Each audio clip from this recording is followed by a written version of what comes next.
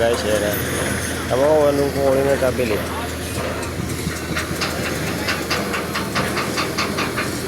Kasi papasok ang tabilip eh.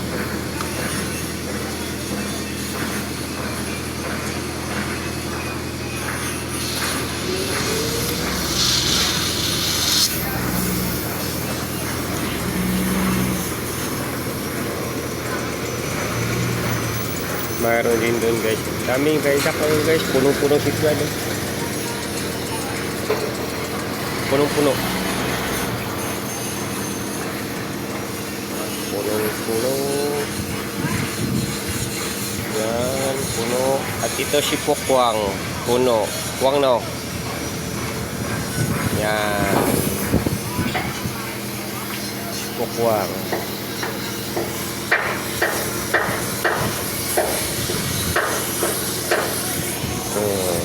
Tigulang na. Tigulang na kayo.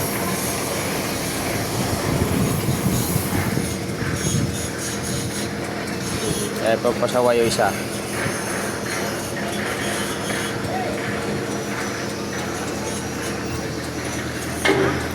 Guys, wala pa itong matanggal guys. Oh.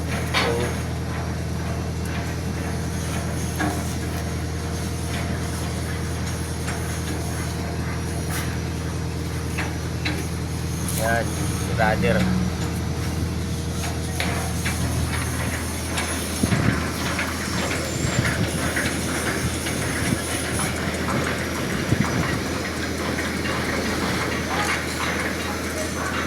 Ito sa baba guys. Bukod tayo ng baba guys. Tingnan natin yung situasyon sa ano.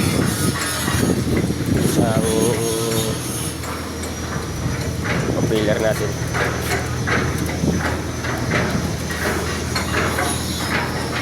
Nababa ako.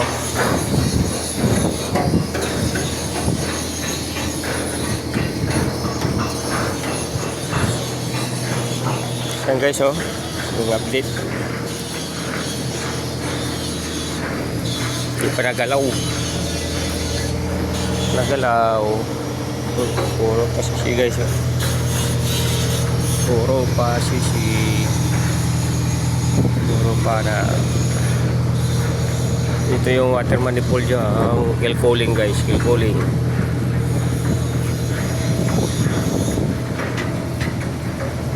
Ayan, kill cooling na yan. Ito yung ilalim.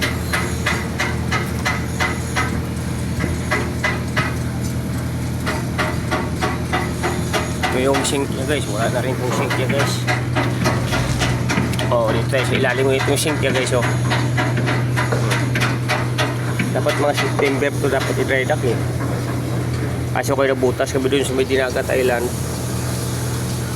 Tapos emergency dry dock na. Manipis na kasi dito guys, manipis. Kasi yung bagyo Tino, dun talaga sila binakbaka ng ano. Kasi humabol na ako dun eh. Papauwi na kasi ito eh. Binakbaka nila ng bagyo Tino na padpad sila sa tabi na butas. Ngayon ang butas, hanapin ko kung saan banda. Kasi sa engine room yun eh. Yung part sa engine room ng butas. Susuko tayo muna. Basta dito daw banda. Kaya, may nasamalan yan? Baba na lang to? Baba daw to? Dito ba? Ano sabi? Wala pa naman. Balita.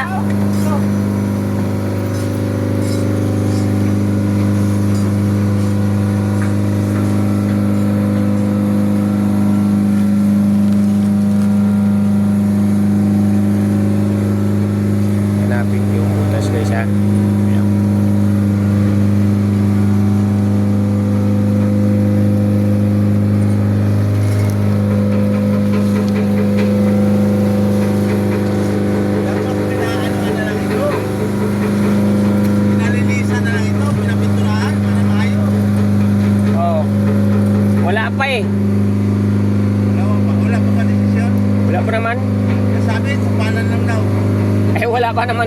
Wala pa nga ng Nissan to eh. Wala pa nga ng Matister to eh. Emergency ba to? Ay, emergency nga magbuwa na? Yung emergency nga magbuwan ha. Oo. Klase kumpanya. Yakap na yan. Tuloy naman sunod yun eh. Sa bagay. Kahit masabihin niya 3 taon siya rito, okay lang eh. Di ba? Isang taon nga kami migit dun, di ba? Dito sa tubig. Oo. Umakyat kami ng May. Nakababa kami ng April. Di ba? Grabe naman ito. Taon sobra. Eh, marami naman wala namang problema. Oo. Eh, wala mang problema ito kumpanya eh. Malaki ng kumpanya to eh. Swing. Anong buhatin kuya? Anong bubuhatin ng travel lift? Ayan, skip boat. Ayan ang bubuhatin pala.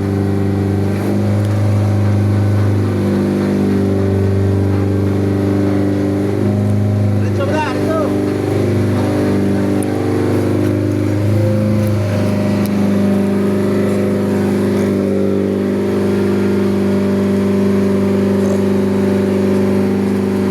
Lusot-lusot lang talaga yung travel lift oh.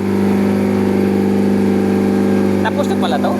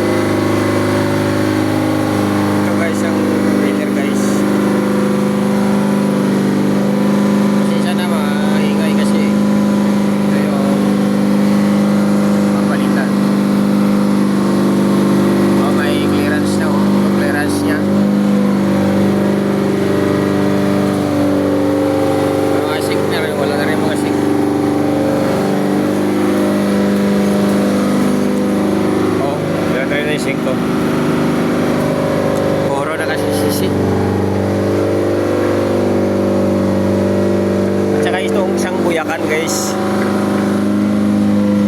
oh, wala na rin. Tingnan nyo, malaking clearance. Hindi pa, ano pakita ko sa inyo. Ayan na unahan, may clearance nyo.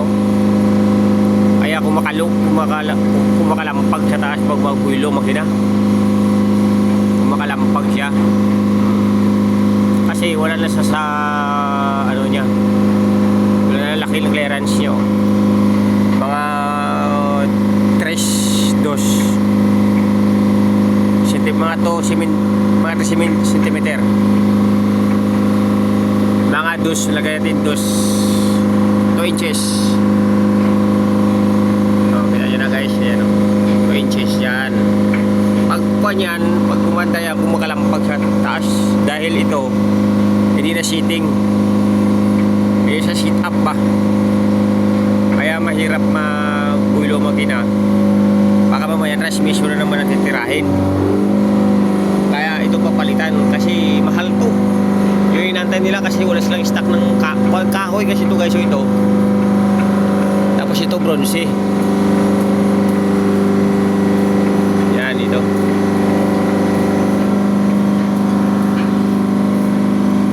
Tapos sa sistema sa ilalim guys, tingnan nyo, titistiran pa to guys, yung kapal nito sa ilalim, yung button underwater niya ba, yan titistiran pa.